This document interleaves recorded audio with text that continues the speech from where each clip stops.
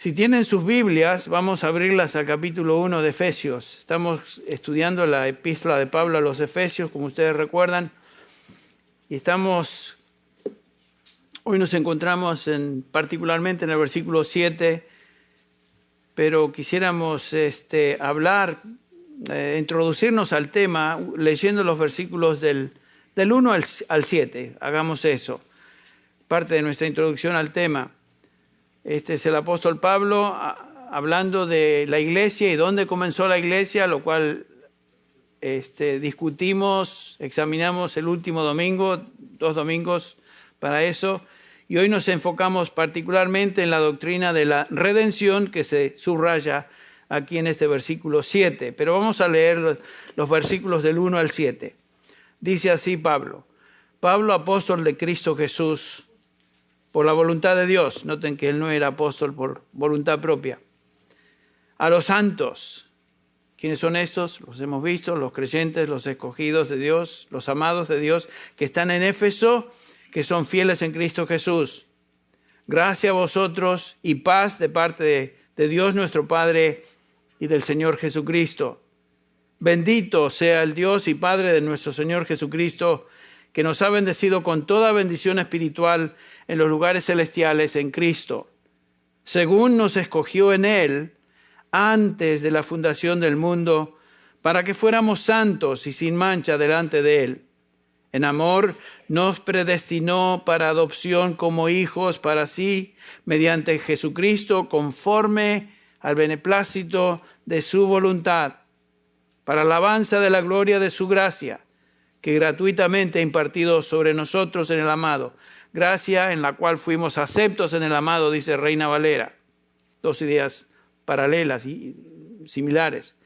En el versículo 7 leemos, en Él tenemos redención, y aquí está nuestra palabrita, en Él tenemos redención mediante su sangre, el perdón de nuestros pecados, según las riquezas de su gracia. Tanto en nuestras oraciones como en nuestros cantos, como aún en los anuncios de nuestro hermano José, de alguna manera hemos tocado algo, mencionado algo de la doctrina de la redención, una preciosa doctrina que encontramos aquí en una forma especial en el capítulo 1 de Efesios. Antes de entrar en el examen o la examinación de estos versículos, quiero recordarles dónde nos encontramos en el libro. Siempre es importante considerar el contexto de un pasaje porque el significado preciso de cada texto se encuentra en su contexto. Lo que el autor quiso decir en el momento que lo dijo a la audiencia particular a la cual él se dirigió. En otras palabras, el significado de un pasaje debe ser extraído de todo aquello a la luz de lo que le rodea y considerar bien lo que estamos diciendo.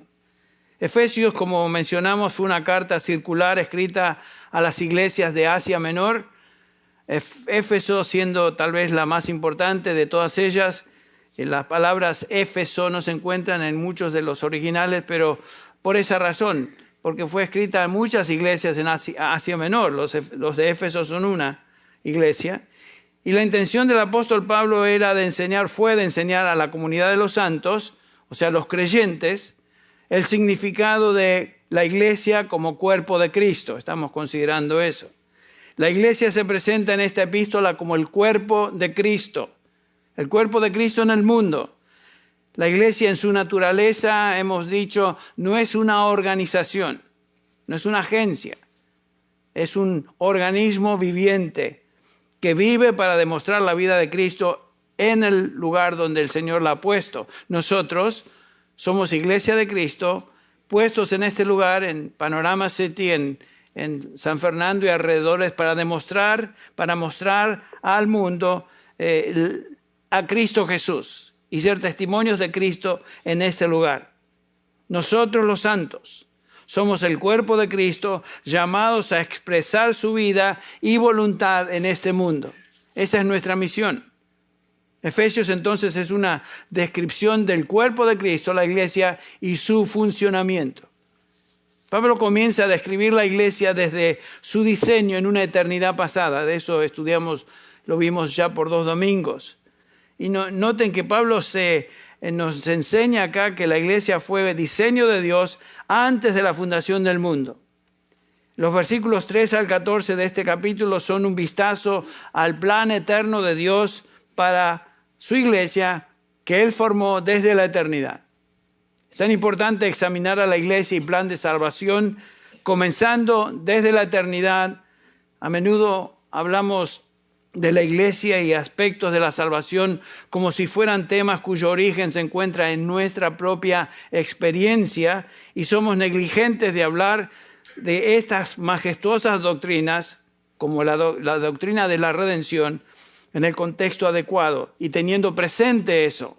La iglesia, nosotros, quienes somos cristianos, no somos el resultado de ninguna acción humana, sino que somos parte de un plan eterno, un propósito eterno de Dios que obviamente se originó desde la eternidad y no será frustrado ni cambiado en el menor detalle. Yo creo que a veces es por falta de reconocer lo que somos como iglesia. Nos olvidamos de esta perspectiva eterna y a menudo tambaleamos en nuestra fe cuando enfrentamos adversidad, tentación, luchas.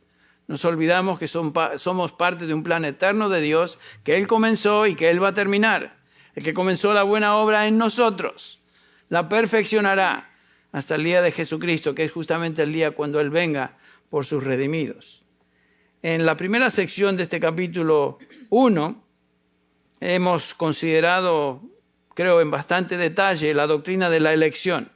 La palabra elección es la palabra clave para entender. Dios soberanamente, sin ninguna influencia externa, nos escogió en Cristo Jesús antes de la creación del mundo y nos predestinó, dice Pablo, para ser adoptados hijos suyos. Es obra de Dios. Eso nos debe dar a entender que nosotros realmente no tuvimos ninguna parte en eso. Si somos redimidos por Él, si somos amados por Él, si somos santos, creyentes, es por obra suya. De un principio al fin, la salvación es de Dios. En ese plan de Dios para su iglesia tenemos un plan pasado y hoy nos enfocaremos en el aspecto presente de ese plan eterno que es la redención. Más tarde examinaremos un aspecto futuro de la iglesia que es la herencia que nos espera. En este plan eterno, sin embargo, este plan eterno está compuesto de 3 elementos: un propósito electivo, una obra redentora y una herencia final que aún vamos a experimentar. Pero por el resto del tiempo en esta mañana vamos a quedarnos aquí en esta doctrina de la redención. ¿Qué es? ¿Qué quiere decir redimir? Aplicado a nosotros, los creyentes. La redención es un acto de Dios mediante el cual Él paga como un rescate el precio de nuestra libertad. Es obra de Dios. La idea central de redención es liberación por medio de un pago. Existen 3 palabras en el Nuevo Testamento que hablan de la redención. 3 verbos. Agorazo, lo explicaré en un segundo, exagorazo y apolutrosis, que estaremos viendo en un instante. Un sustantivo ahí. La primera palabra que menciona la redención es agorazo y quiere decir simplemente comprar algo en el mercado. Su pariente, el sentido paralelo es exagorazo, que es comprar del mercado o fuera del mercado. ¿A qué se refiere eso? Bueno, lo veremos en un instante. La palabra agora en griego quiere decir mercado. Era un lugar donde se hacían transacciones de comercio y entre esas transacciones, una transacción muy típica de la época era el intercambio, compra y venta de esclavos. En el mundo greco-romano donde nos encontramos, el contexto donde Pablo está escribiendo, era muy común comprar esclavos y vender esclavos. Y los efesios obviamente entendían perfectamente estos términos que Pablo está usando. Recordemos que en el mundo greco-romano existían por lo menos alrededor de 6 millones de esclavos. Y obviamente el comercio de esclavos era muy común. La compra y venta de los esclavos era un negocio muy, muy común en esa época. Para nosotros hoy nos suena raro porque no existen esclavos, no tenemos idea de eso. Tal vez leemos en la historia de lo que sucedió aquí en Estados Unidos con los esclavos, etc. Pero en esa época era muy común. Y en muchas ocasiones cuando una persona quería comprar un esclavo para darle la libertad, es lo que hacía. Compraba al esclavo y le permitía libertad. Este individuo comprador simplemente pagaba el precio de la redención de esa compra y otorgaba al esclavo libertad de ese momento en adelante. Y es precisamente la idea de la redención que tenemos en el Nuevo Testamento. Pagar un precio para liberar. Esa es la idea. Y Cristo pagó el precio de nuestra redención y nos libertó de la esclavitud. Ahora la pregunta surge, y algunos se la hará. ¿A qué esclavitud te refieres, Henry? Y usted puede pensar, yo no nací esclavo de nadie. Bueno, veremos en un segundo. Estaba hablando con una persona hace unos años, no muchos años, hace unos 3, 4 años, donde hablamos de la idea de ser esclavos de Jesucristo y esta persona me dijo inmediatamente, yo no soy esclavo de nadie. Y esa es la idea que la gente tiene, que no es esclavo de nadie. Pero la Biblia es muy clara en enseñarnos que todo ser humano es esclavo de su estado pecaminoso. Ningún ser humano es libre. De eso creo que lo tocamos un poquito el domingo pasado. ¿De quiénes somos esclavos? Escuchen la respuesta de Jesús. Jesús se está dirigiendo a los judíos que le seguían allá en el capítulo 8 de Juan. Y después de haberles hecho notar ciertas cosas, los judíos dicen, nosotros no somos esclavos de nadie, somos descendientes de Abraham. Y Jesús les responde, en verdad os digo, que todo el que comete pecado es esclavo del pecado. Es esclavo del pecado. O sea, todo ser humano nace en pecado y es esclavo del pecado. Esa idea también la tenemos en Romanos 6, 17, donde Pablo le recuerda a los creyentes en Roma, versículo 17, gracias a Dios que aunque erais esclavos del pecado, os hicisteis obedientes de corazón a aquella forma de doctrina a la cual fuisteis entregado. O sea, todos nosotros éramos esclavos, pero hemos sido redimidos de esa condición. Todo hombre y mujer es esclavo de esa condición en la cual él nació. Romanos 3:23 nos dice, por cuanto todos pecaron. ¿Qué quiere decir todos? Todos, qué bueno, fácil de observar eso. Todos pecaron y están destituidos de la gloria de Dios. Romanos 6:23, la paga del pecado es muerte, pero la dádiva de Dios es vida eterna en Cristo Jesús, Señor nuestro. La muerte es el resultado final del pecado. La muerte física y obviamente la muerte espiritual. Dios le dijo a Adán y a Eva, el día que comieres del fruto, ¿qué? Moriréis. Obviamente se refería a todo lo que esto implica, muerte física y muerte espiritual, separación espiritual y eterna de Dios. La muerte es el resultado del pecado. La muerte física, la muerte espiritual. Y todo ser humano muere porque todo ser humano nace en pecado y es pecador por naturaleza. Noten lo que Pablo dice en Romanos capítulo 5. Capítulo 5 de Romanos. Pablo aquí está escribiendo a los creyentes de la iglesia en Roma y nos recuerda en el versículo 12. Por tanto, tal como el pecado entró en el mundo por un hombre, ¿por quién entró el pecado al mundo? Por Adán. Y la muerte por el pecado, o sea, el resultado del pecado es la muerte. Así también la muerte se extendió a todos los hombres por cuanto o porque todos pecaron. Cristo, sin embargo, vino a pagar el precio de nuestra liberación, a esa esclavitud del pecado en la cual nos encontrábamos. Cristo murió por nosotros para darnos libertad del pecado. Él murió para redimirnos de la esclavitud del pecado y para librarnos de la consecuencia del pecado, que es separación eterna de Dios.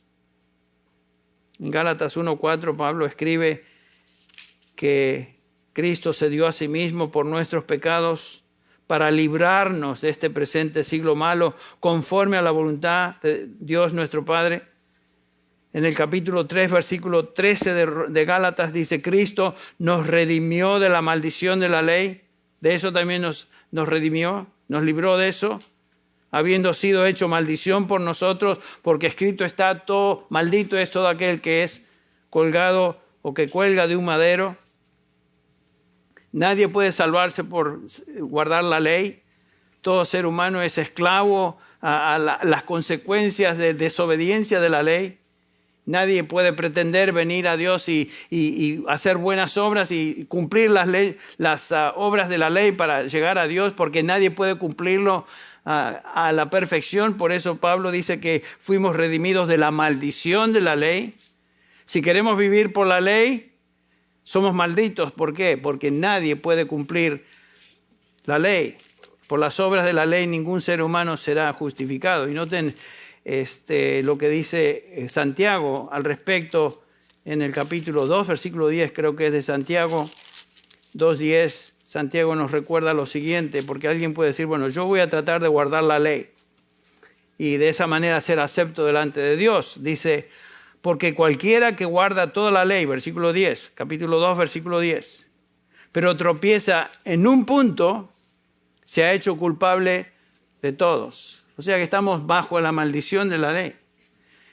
Nadie puede guardar la ley en su perfección. Nadie, absolutamente nadie. Por eso dice Pablo que por las obras de la ley ningún ser humano será justificado. Solamente un hombre pudo guardar la ley a la perfección. Jesucristo, hombre. Él pudo guardar la ley a la perfección, cumplirla y por lo tanto morir en la cruz y redimirnos de nuestra esclavitud al pecado. El único, el Señor Jesucristo. Él vino a pagar el precio de nuestra liberación. La muerte, como vimos, es el resultado del pecado, la muerte física, la muerte espiritual, y todo ser humano muere porque es esclavo del pecado. Cristo, sin embargo, vino a pagar, redimirnos de esa condición en la cual nos encontramos. Él murió para redimirnos de esa esclavitud del pecado y para librarnos, como dije, de las consecuencias del pecado, que es muerte eterna. Bueno, no solamente nos libró de la ley, de la maldición del pecado, de la maldición de la ley, sino que nos libró del dominio de las tinieblas. Éramos esclavos de Satanás antes. Dijo el Señor Jesucristo a este mismo grupo de judíos que le seguían pero no creían en Él. Decían que eran hijos de Abraham. Él dice, vosotros sois de vuestro padre, el diablo. O sea, todo el ser humano que no conoce a Dios por medio de Jesucristo es esclavo del diablo. Es un hijo de Satanás. Claro, uno no va a decirle a la gente inmediatamente cuando uno comienza a hablar con ellos, ¿sabes qué? Tú eres un hijo del diablo. Van a reaccionar. Pero eso es lo que la Biblia declara acerca de aquellos que no conocen a Dios. Hay dos tipos de personas en el mundo, los hijos de Dios y los hijos del diablo. Bueno, Cristo vino a redimirnos, quitarnos de la esclavitud, trasladarnos, como dice Pablo, del reino de las tinieblas y del diablo al reino de su amado Hijo. Y pertenecemos a Dios por la obra de redención. de redención. El versículo 14 de Colosenses 1 dice, en quien, en Jesucristo, tenemos redención, el perdón de pecados. Cristo murió, pagó el precio para libertarnos de la esclavitud del pecado y de la muerte que mantiene cautivos a todos los hombres. El libro de Hebreos nos dice el autor que Jesús participó también de lo mismo para anular mediante la muerte el poder de aquel que tenía el poder de la muerte, es decir, el diablo, y librar a los que por temor a la muerte estaban sujetos a la esclavitud durante toda la vida. Éramos sujetos y esclavos del diablo. Primera de Juan, capítulo 5, versículo 19 nos dice que este mundo está bajo el control del maligno. Todo ser humano está bajo el control del maligno, es un hijo del diablo. Y sigue los deseos y mandatos de aquel que es su padre, el mismo diablo. Por eso el mundo está como está. Y no nos debe sorprender que las cosas van de mal en peor, porque todo el mundo está controlado por el príncipe de la potestad del aire, el diablo. y por lo tanto hacen las cosas y obras de su padre. Pero el Señor nos vino a liberar del pecado, de la esclavitud del pecado, de la esclavitud de la maldición de la ley que no podíamos cumplir y del poder del reino de las tinieblas sobre el cual el mismo diablo está. Pero veamos algo un poquito más acerca de la redención en el versículo 13 de Efesios 1. El Redentor aquí se nos revela, el Señor. El amado, aquí se menciona. El antecedente del versículo 6 leemos que gracia con la cual nos hizo aceptos en el amado, en quien tenemos redención. ¿Quién es el amado? Jesucristo. Una y otra vez en el Nuevo Testamento, Jesucristo se describe como el amado de Dios. Y porque estamos en Él, es que tenemos redención. El amado es aquel quien el Padre envió y ama incomparablemente, siempre y por la eternidad, el Hijo de Dios.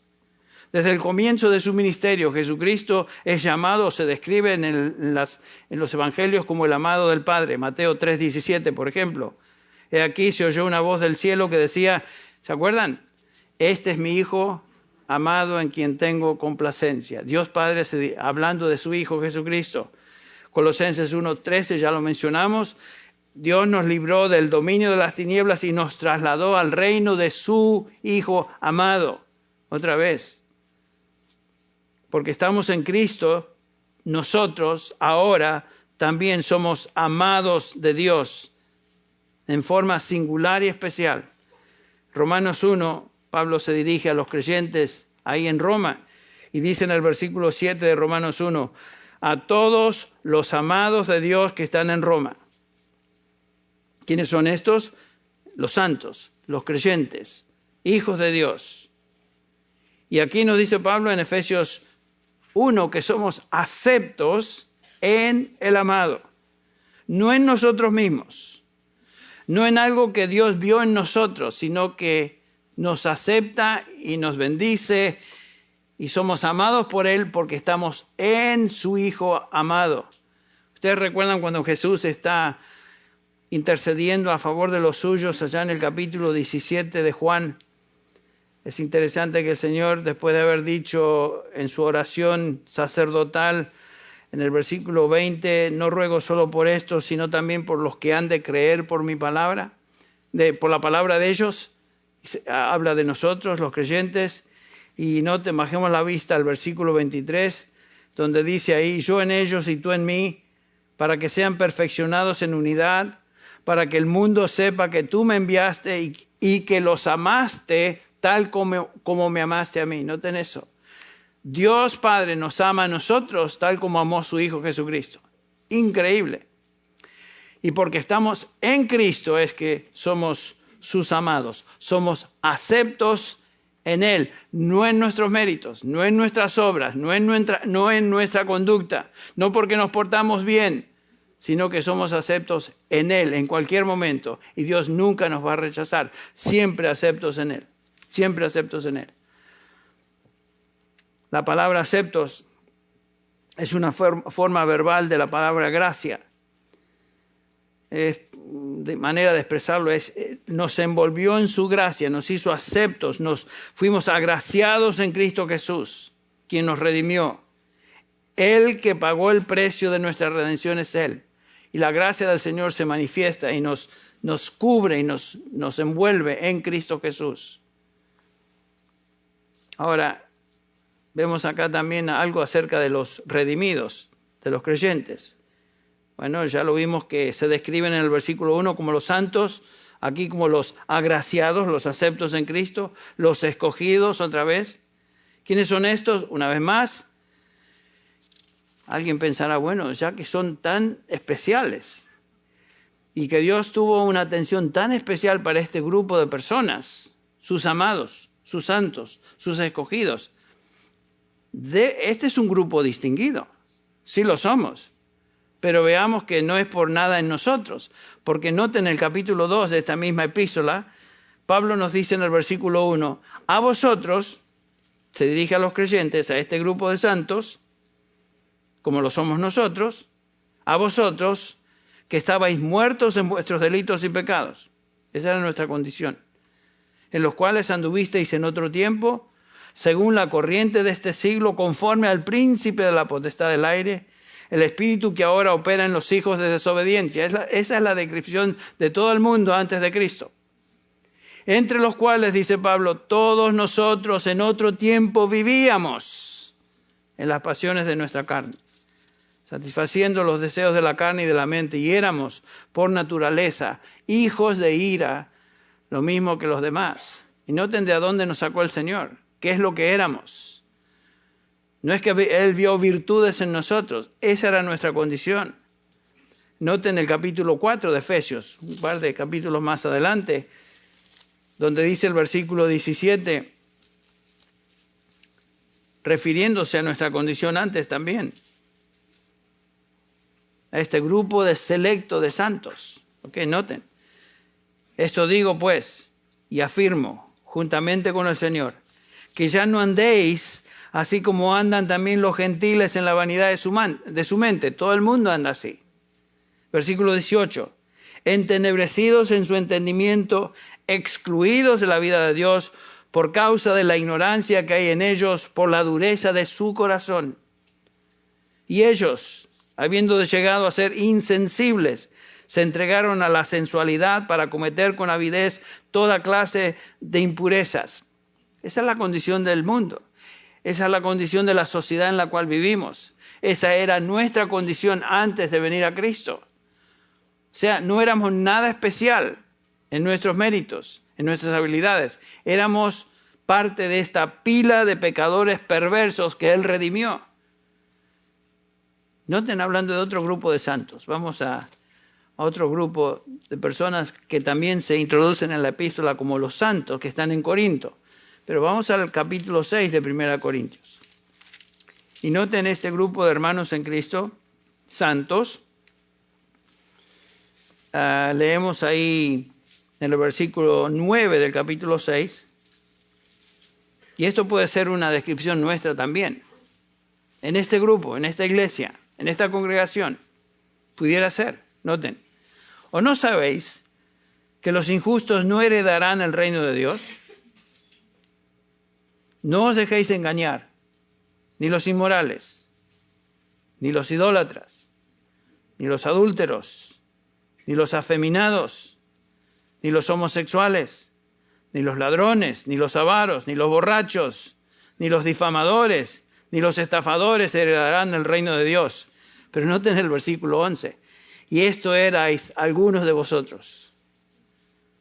Pero fuisteis lavados, fuisteis santificados, fuisteis justificados en el nombre del Señor Jesucristo y en el Espíritu de nuestro Dios. Esa era la condición de todo santo y de los santos en Corinto, en Éfeso, o cualquier iglesia, en nuestra iglesia, antes de haber sido redimidos. Tal vez tú digas, bueno, yo no soy tan malo como esas descripciones. Miren, si el Señor no nos hubiera restringido y no nos hubiera dado ciertos límites, cada uno de nosotros pudiéramos haber sido uno de estos que aquí se describe. Porque el problema no está en el contexto, el problema está en el corazón del ser humano. Y todos estos seres, estos santos, que fueron llamados por Dios y redimidos por Cristo, se encontraban en esta situación. Una pila de pecadores perversos, un grupo realmente distinguido, ¿verdad? Muy distinguido. Por su iniquidad, por su insensibilidad a Dios, a las cosas de Dios. Estos son los redimidos. Estos son los rescatados, por decirlo así, de esa cloaca humana. De ahí vinimos nosotros. De ahí nos rescató el Señor, de ahí nos redimió. Nos redimió de ese mercado de esclavitud al pecado en el cual nos encontrábamos, nos compró con su sangre y nos hizo libres. Imagínense, eso es lo que hizo el Señor. Nos redimió, ¿para qué? Ahora para vivir por Él y vivir para Él. Noten Tito 2:14, por ejemplo. 2:14 dice, quien se dio a sí mismo por nosotros para redimirnos de toda iniquidad y purificar para sí un pueblo para posesión suya, celoso de ¿qué? De buenas obras. Celoso de buenas obras. Bueno, algunos estarán pensando, pero Henry, tal vez Dios debería haber elegido a personas que se distingan por buenas obras, por cierta conducta decorosa, por cosas buenas. Pero ¿saben qué? El problema con esa manera de pensar es que no hay buenos. Tenemos a veces, escuchamos gente, bueno, ¿sabes qué? Mi hijo se ha desviado de la fe, se metió con un grupo malo de amigos y vive así porque el grupo lo condujo en esa dirección, pero es un buen muchacho. Como dije en la primera hora, buen muchacho. ¿Quién es bueno?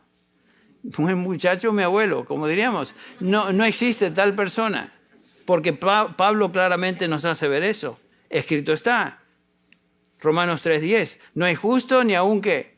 Uno. No hay quien entienda, no hay quien busque a Dios.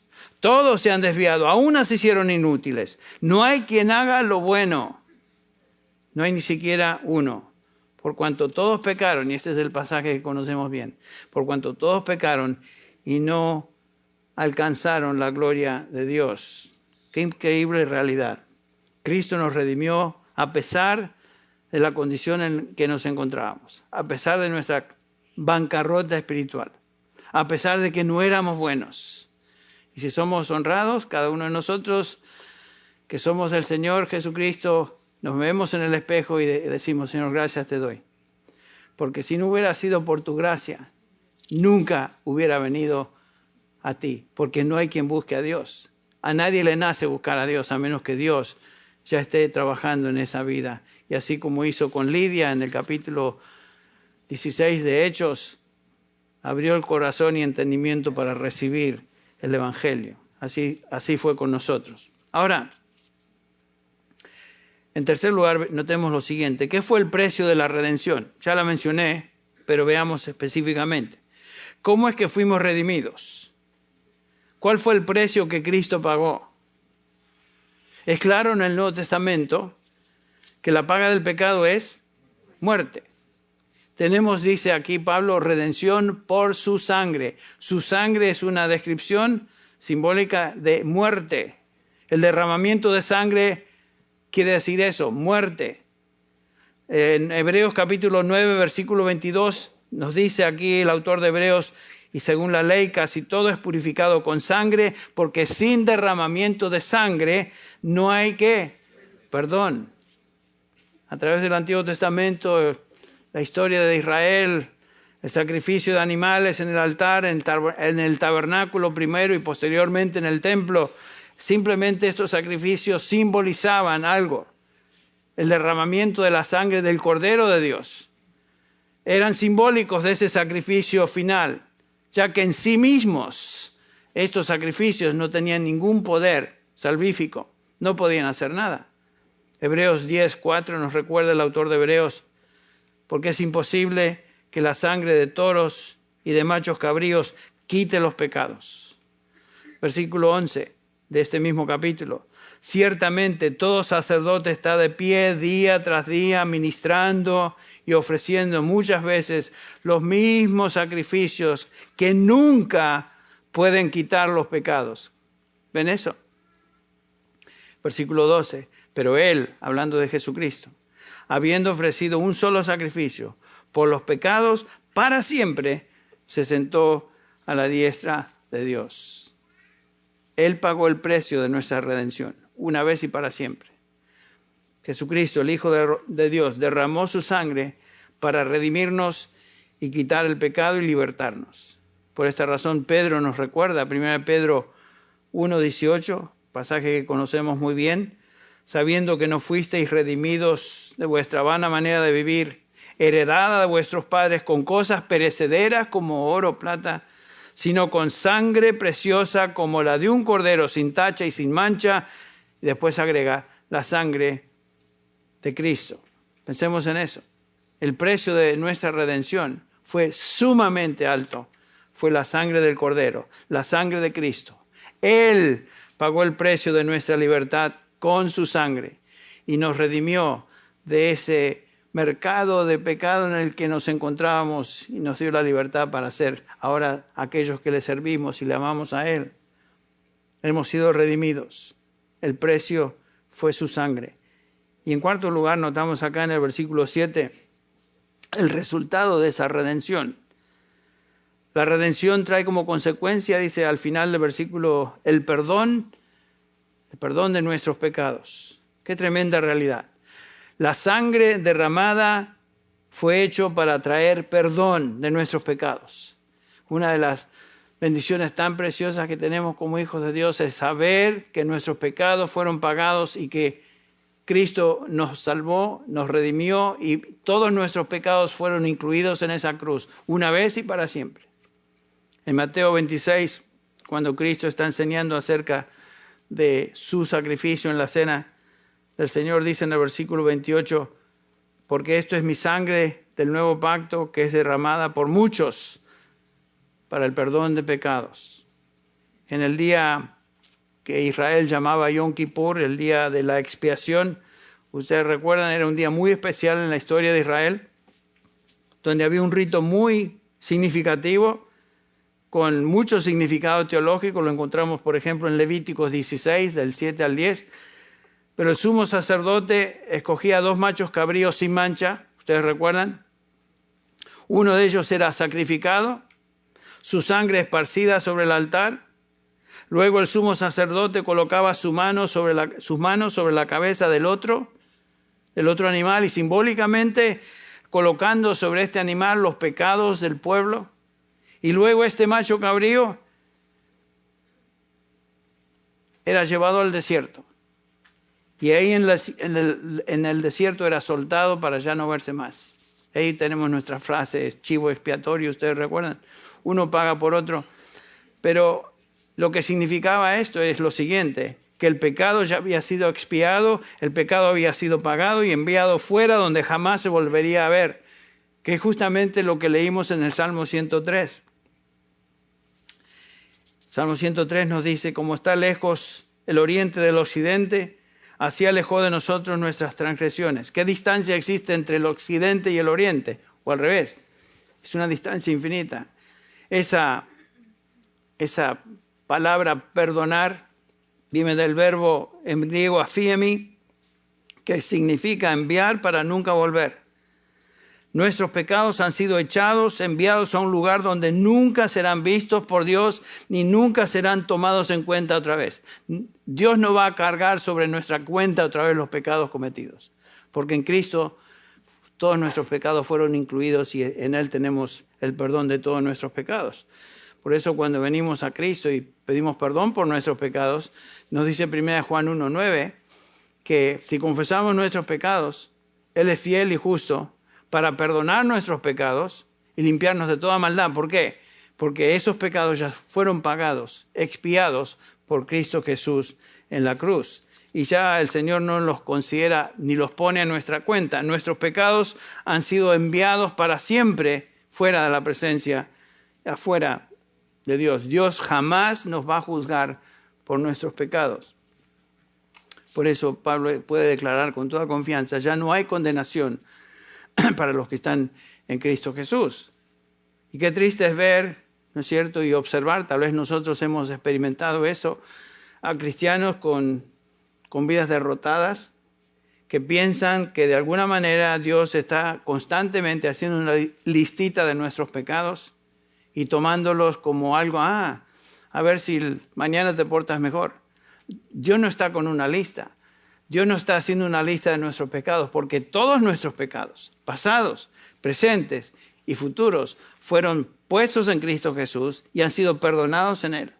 En Él tenemos redención, el perdón de nuestros pecados. ¿Cuántos? Todos nuestros pecados. Colosenses 2:13 nos enseña Pablo ahí, que cuando estabais muertos en vuestros delitos y en la incircuncisión de vuestra carne, os dio vida juntamente con Él. Noten esto, habiéndonos perdonado todos nuestros pecados o todos los delitos. Qué increíble realidad. Que Dios ya no nos mira en nuestros pecados, sino que nos mira en Cristo Jesús, cubierto con su justicia. Él nos redimió, Él nos compró y nos libertó. Por eso Juan puede decir en 1 Juan 2:12, Os escribo a vosotros, hijos, porque vuestros pecados os han sido perdonados por su nombre.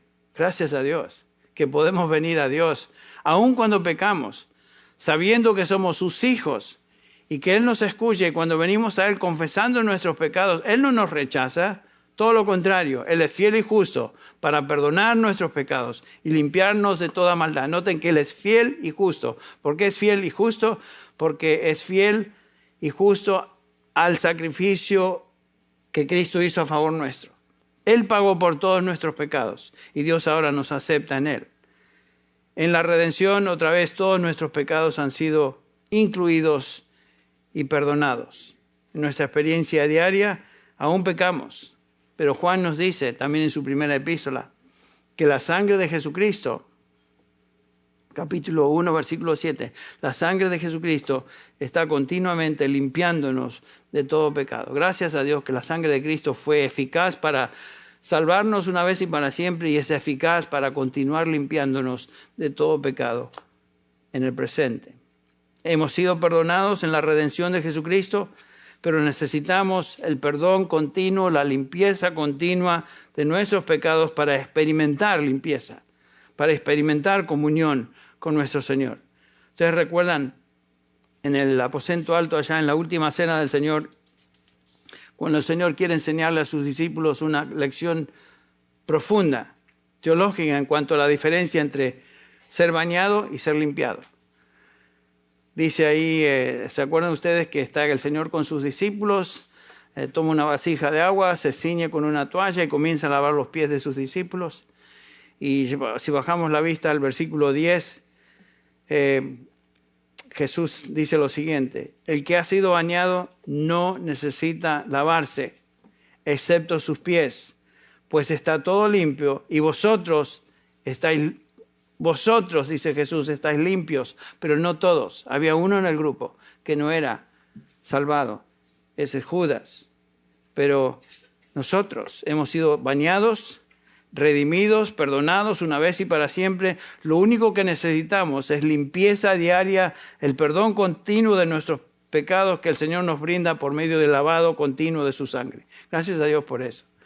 Que Dios no nos acusa, sino que Dios está con su mano a veces sobre nosotros, a veces disciplinándonos, a veces motivándonos a recordar lo que Él ya nos enseña en su palabra. Pero podemos venir a Él en cualquier momento y decir: Señor, reconozco que aquí he pecado, que he transgredido, que te he ofendido, Señor, y ahora confieso este pecado. Y te doy gracias, sabiendo que si confieso mi pecado, tú eres fiel y justo para perdonar y limpiarme de todo pecado, inclusive este que acabo de cometer. Gracias, Señor, por esto. Y continuar adelante. Nuestros pecados ya han sido cubiertos, pagados por Cristo Jesús. Todo pecado en la vida de cada creyente ya ha sido expiado. Esto quiere decir que Dios entonces siempre nos acepta. Él nos acepta en su Hijo, en su obra redentora. Por eso Pablo dice: ya no hay condenación para aquellos que están en Cristo Jesús. Es imposible. No hay condenación. O sea, no hay nada ni nadie que nos pueda acusar con éxito delante de Dios. El diablo nos acusa, ¿no es cierto? Él está delante de Dios continuamente acusando a los santos. En nuestra conciencia nos acusa. Tal vez otros nos puedan acusar, pero no hay nada ni nadie que pueda acusar con éxito delante de Dios. ¿Por qué? ¿Por qué? Porque Cristo nos redimió, pagó el precio de todos nuestros pecados y está hoy a la diestra del Padre intercediendo por cada uno de nosotros. ¿Quién condenará? Dice capítulo 8 de Romanos, versículo 34. Cristo es el que murió, el que también resucitó, el que está a la diestra del Padre hoy. ¿Qué está haciendo Jesús? Está intercediendo por nosotros. Esa es su obra. Y nos dice Hebreos 7:25 que Jesús, nuestro sumo sacerdote, está perpetuamente intercediendo por nosotros. Gracias a Dios por eso. Y gracias a Dios porque Él me ha perdonado, me acepta en su Hijo Jesucristo. Y entonces lo que debemos hacer cuando vienen las acusaciones de nuestra mente o el diablo pone ideas en nuestra mente que no, ya has confesado pero no fue suficiente. Confiesa otra vez. O No fuiste realmente sincero, otra vez. Y estamos tal vez en un círculo ahí tratando de confesar el mismo pecado una y otra vez.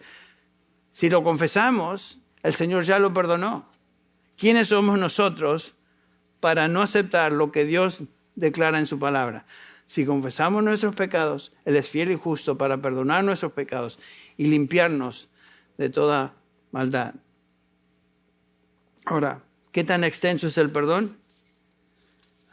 ¿Qué tan grande, tan amplio? Noten el versículo 7 nos dice que Él nos perdonó según las riquezas de su gracia. La gracia de Dios es infinita, así como Él es infinito. Dios nos perdonó según las riquezas de su gracia. Son inescrutables, son infinitas. Dios no nos dio el perdón en porciones o en medidas o en gotitas. Dios nos colmó con su gracia y nos perdonó. Hizo abundar sobre nosotros, sobreabundar su gracia sobre nosotros.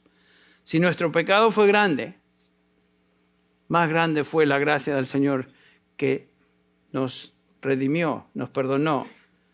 Romanos 5:20, el apóstol Pablo nos recuerda, y la ley se introdujo para que abundara la transgresión, pero donde el pecado abundó, sobreabundó ¿qué? La gracia. Así como Dios es rico, en esa misma medida Él nos otorga su gracia. Él no nos da su gracia en porciones, como dijo, sino que nos inunda con su gracia. No podemos concebir ese tipo de perdón, porque nosotros somos dados a perdonar si hay ciertas condiciones. Cuando Dios nos perdona en su gracia, nos perdona completamente. Además del perdón, rápidamente, aquí Pablo menciona dos cosas particulares en el versículo 8 de Efesios 1, que Él ha hecho abundar con nosotros después del antecedente de su gracia. Versículo 7, que Él ha hecho abundar para con nosotros en toda sabiduría y discernimiento, en toda sabiduría e inteligencia, creo que dice Reina Valera. En toda sabiduría, sofía, inteligencia, phronesis. Sabiduría tiene que ver con cosas eternas, tales como vida, muerte, Dios, el hombre, justicia, pecado, etc. Inteligencia tiene que ver con discernimiento en cosas terrenales de esta vida. Tiene que ver con prudencia al tomar decisiones del diario vivir, etc. Y obviamente hay momentos que nos sentimos que no tenemos sabiduría, ¿no es cierto? Nos sentimos que nos falta sabiduría, pero gracias a Dios que el Señor hizo sabiduría accesible para nosotros, algo que antes no teníamos. Por eso Santiago dice, si alguno de vosotros es falto de sabiduría, que la pida a Dios, el cual da a todos abundantemente y le será dada sin reproche. Te falta sabiduría, en primer lugar, pide a Dios que te dé sabiduría.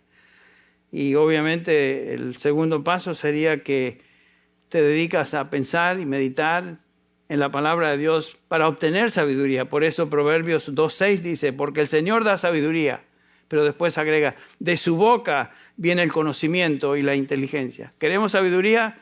Pidamos a Dios sabiduría. Pero después estemos conscientes de examinar, pensar, meditar en la palabra de Dios, principios y preceptos en su palabra y ser obedientes a lo que Él dice. Y la sabiduría es nuestra. Dios nos ha revelado su verdad. Él nos ha dado el espíritu de sabiduría y nos ayuda a entender la palabra de Dios. 1 Corintios 2:16, tenemos la mente de Cristo. Algo que el hombre de la calle, el hombre natural no tiene. ¿Recuerdan? 1 Corintios 2:14 dice, el hombre natural no percibe las cosas del Espíritu de Dios porque se han de discernir ¿cómo? Espiritualmente. Nosotros, hijos de Dios, tenemos la habilidad, la capacidad de entender las cosas de Dios a través del Espíritu de Dios, porque tenemos la mente de Cristo. Al redimirnos, Dios no solo ha resuelto el problema del pecado, sino que ahora ha abierto su verdad y nos enseña cómo vivir en este mundo a través de su verdad. Y finalmente, terminamos con esto, la obra, el final o el propósito de la obra redentora de Cristo. Noten, versículos 9 y 10. Dice ahí Pablo que dándonos a conocer el misterio de su voluntad, según su beneplácito, para que en la dispensación del cumplimiento de los tiempos, reunir otra vez las cosas en Cristo, las que están en los cielos como las que están en la tierra. Reunir otra vez es la idea del verbo reunir, recapitular, resumir bajo la cabeza, que es Cristo Jesús. Esa palabra reunir es una palabra compuesta de una preposición ana, que quiere decir otra vez, y kefale, o sea, cabeza. Y Dios ha escogido y redimido a los suyos, y el propósito es de reunir otra vez todas las cosas en Cristo Jesús. Antes de la caída todo estaba bajo su señoría. Eso se perdió después de la caída. Pero todo será reunido, recapitulado en Cristo Jesús otra vez por su obra redentora para siempre jamás. Este será el día final de la historia. El día cuando todo el mundo finalmente reconocerá quién es Jesús. Cuando nos dice Pablo en Filipenses 2:10, para que el nombre de Jesús, en el nombre de Jesús, se doble toda rodilla de los que están en el cielo y los que están en la tierra y debajo de la tierra. Y toda lengua confiese que Jesucristo es el Señor para la gloria del Dios Padre. Ese es el día final de la historia y el comienzo de las edades eternas. Esta es la época que comienza con su reino milenio aquí en esta tierra y concluye con cielos nuevos y tierra nueva y cielos nuevos. Todo bajo la sujeción, todo bajo el poder, todo bajo la cabeza de Cristo Jesús. Todo estará reunido otra vez en Él. Y todo el mundo le va a reconocer. Los creyentes con gozo y de recibir al Señor y postrarnos ante sus pies, y aquellos que no creen en Él van a ser forzados a reconocer que Jesús es el Señor, que Él es el que merece toda la honra y la gloria porque Él es soberano sobre todo. Dice Lloyd Jones acerca de ese día: la armonía perfecta que será restaurada será armonía en el hombre y entre los hombres, armonía en la tierra y en la creación, armonía en el cielo y todo bajo el señorío de Jesucristo, quien será la cabeza de todo. Todo será restaurado en Él. Ahora, si somos del Señor, nuestra actitud es una de postración y agradecimiento. Si tú no eres del Señor, el Señor te ofrece salvación hoy. No te resistas a Él. Confiesa tu pecado. Él dice: el que a mí viene no le echo fuera. Jesucristo es el Señor hoy y finalmente será reconocido en el día final, pero Jesucristo vino a este mundo para redimir a pecadores como nosotros de nuestra condición en la cual nos encontramos. Y si hay una persona en este lugar que aún no conoce al Señor Jesucristo, tú te encuentras en una condición de enemistad con Dios, te encuentras en una condición que hemos visto y descrito acá, vives en tu pecado, pero el Señor vino a redimir personas como nosotros, cada uno de nosotros. Y el Señor dice y nos enseña en su palabra: venid a mí todos los que estáis trabajados y cargados, que yo os haré descansar. Si tú eres un alma, una persona que reconoces que aún estás en tu pecado, que no te has doblegado ante el Señor Jesucristo, pero que deseas salvación, el Señor te dice: venid a mí, venid a mí. Y el que a mí viene, no le echo fuera. Vamos a concluir con una palabra de oración final. Padre Celestial, te damos gracias, Señor, por esta mañana, la oportunidad que tenemos una vez más de examinar lo que tú hiciste a favor nuestro. Gracias, Señor, por tu obra de redención en la cruz, que fue completa, final, perfecta.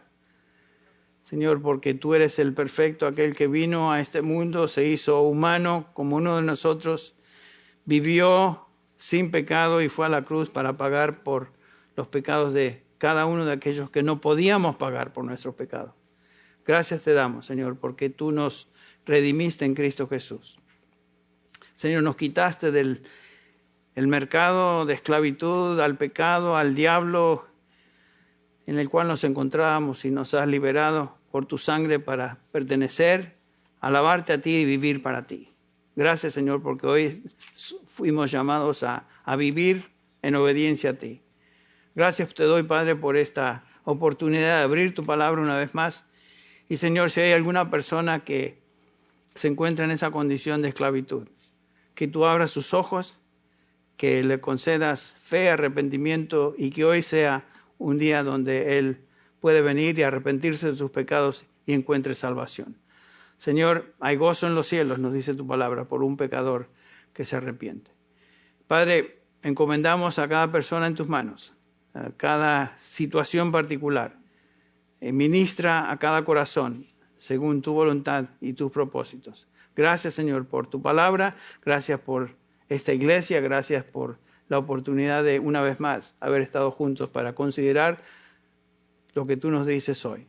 Señor, pido que nos lleves con bendición, con paz a nuestros hogares, que nos lleves pensando y meditando en lo que hemos escuchado. Y, Señor, que esto sirva de edificación a tus hijos y de convicción de pecado a aquellos que aún no te conocen. En el nombre de Jesús. Amén.